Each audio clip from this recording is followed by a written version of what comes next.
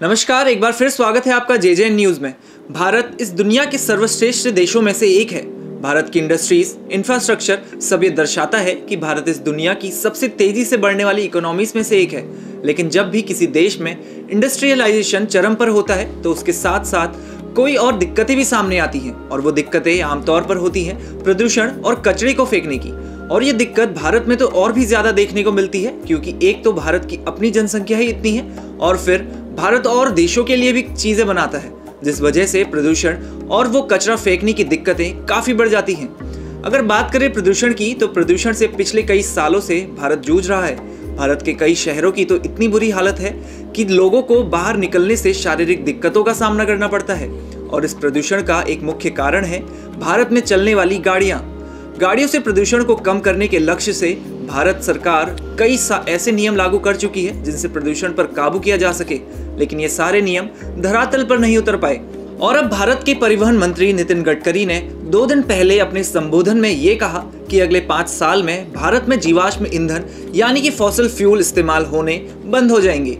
ये एक बहुत बड़ा बयान है, क्योंकि आज तक कोई ऐसा देश नहीं है जो ये करने में पूरी तरह से कामयाब हुआ हो। और अगर भारत ये करने में सक्षम रहता है तो भारत दुनिया भर के लिए एक उदाहरण बन जाएगा। परिवहन मंत्री ने यह भी कहा कि इसका तरीका है एथेनॉल और ग्रीन हाइड्रोजन इस्तेमाल करना। गडकरी ने बताया कि ग्रीन हाइड्रोजन को कुएं के पानी से बनाया जा सकता है और उसकी कीमत भी 70 रुपए प्रति किलो होगी, जो कि काफी हद तक जायज है। उनका यह भी कहना था कि भारत में किसानों की भूमिका बढ़ने जा रही है और अब किसान सिर्फ देश को खाना ही नहीं बल्कि ऊर्जा भी देंगे। लेकिन क्या है इसका मतलब? क्या भारत सरकार सच में भारत की पेट्रोल की खपत कम करने की तरफ सोच रही है? और अगर ऐसा है तो क्या सरकार इसमें सफल हो पाएगी? चलिए इसको विस्तार से समझने की कोशिश करते हैं। और ये समझने के लिए सबसे पहले हमें ये जानना होगा कि भारत कितना पेट्रोल इस्तेमाल करता है। साल 2021 में भारत ने 204 मिलियन मैट्रिक टन ईंधन का इस्तेमाल किया है और ये इस्तेमाल 2040 तक 500 मिलियन मीट्रिक टन तक जा सकता है। लेकिन इसके साथ ही भारत सरकार ने 2030 तक सभी डीजल और पेट्रोल गाड़ियों की बिक्री बंद करने की ओर इशारा कर दिया है। और जैसा कि हमने आपको बताया कि इसके 2 सबसे अच्छे तरीके हैं, एथेनॉल और ग्रीन हाइड्रोजन।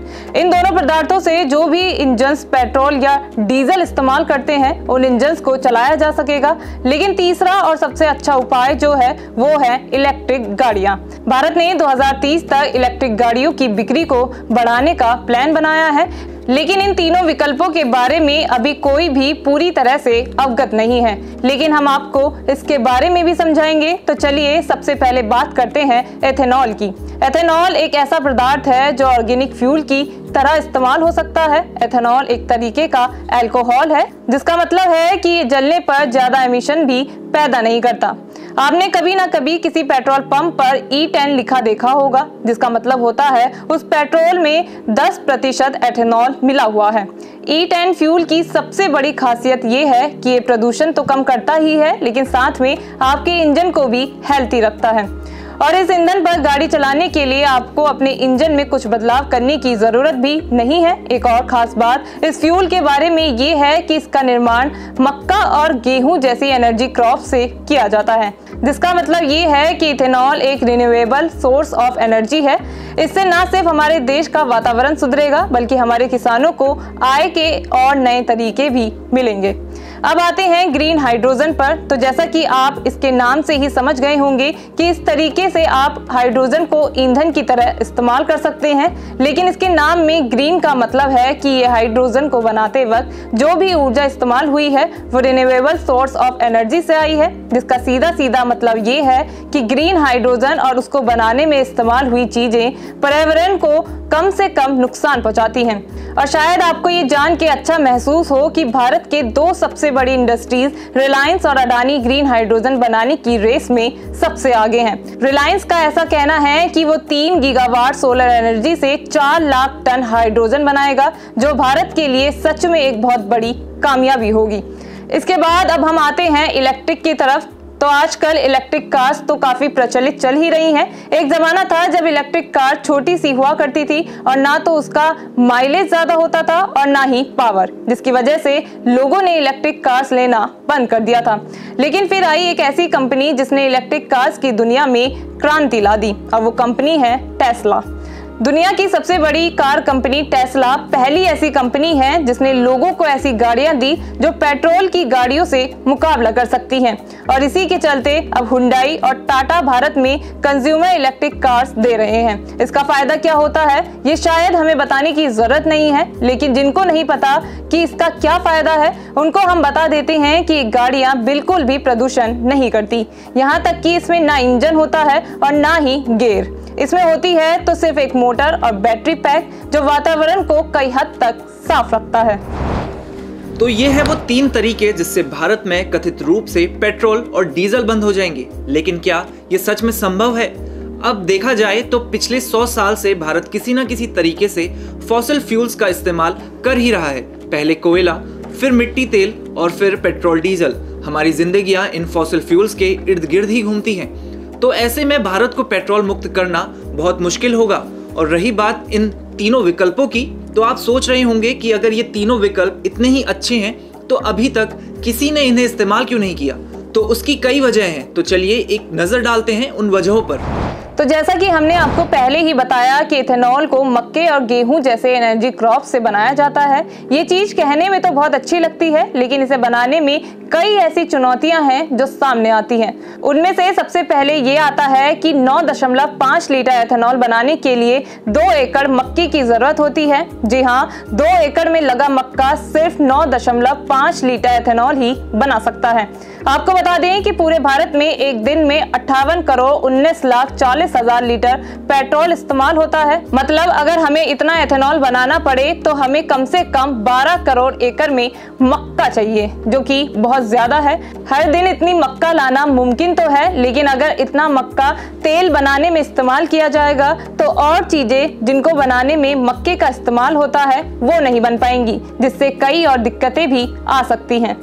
वहीं ग्रीन हाइड्रोजन की बात करें तो भले ही ग्रीन हाइड्रोजन पूरी तरह से ग्रीन है, लेकिन फिर भी उसका कुछ ऐसा हिस्सा है जो वातावरण को दूषित करता है।